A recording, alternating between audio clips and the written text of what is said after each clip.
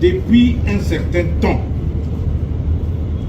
Certaines ONG de droits humains, relayées par les médias et les réseaux sociaux, s'interrogent sur la dernière vague d'interpellation des officiers de notre armée.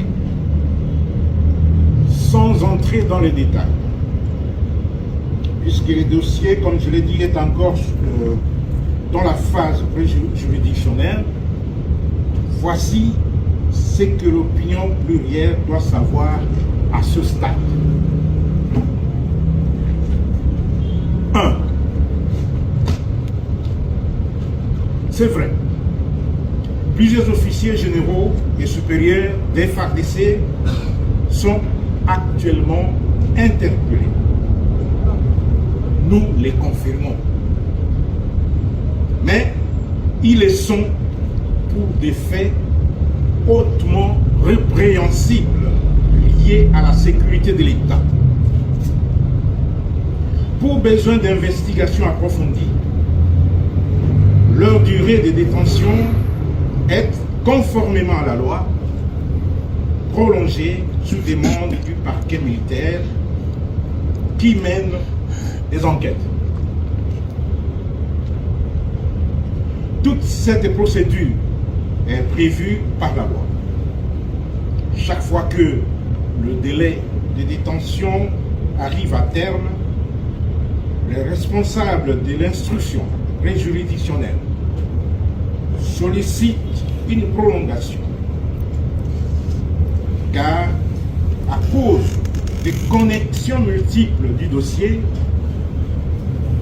ces enquêtes sécuritaires nécessitent du temps. 2.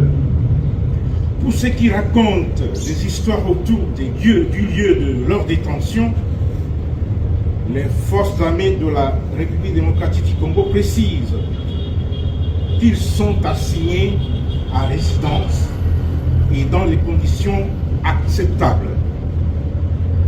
Ils sont sous le régime de la liberté contrôlée. La Commission nationale des droits de l'homme, dont les responsables est ici présents, leur a rendu visite et à la fin de notre intervention,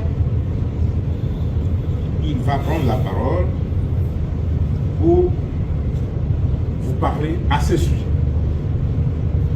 3. Les arrestations opérées et ces détentions ne sont pas irrégulières et n'énervent pas la loi et les droits.